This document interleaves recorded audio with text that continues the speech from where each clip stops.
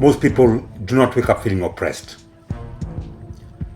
They wake up feeling busy, constrained, slightly anxious. Work, transport, bills, notifications, each one reasonable on its own. Together, they form a system that governs without appearing to govern. That is how control works now. Not through force, but through friction. Small delays, endless procedures, conditional access.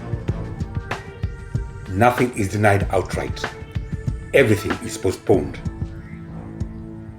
And by the time you're exhausted, resistance feels impractical. This is not failure. It is design.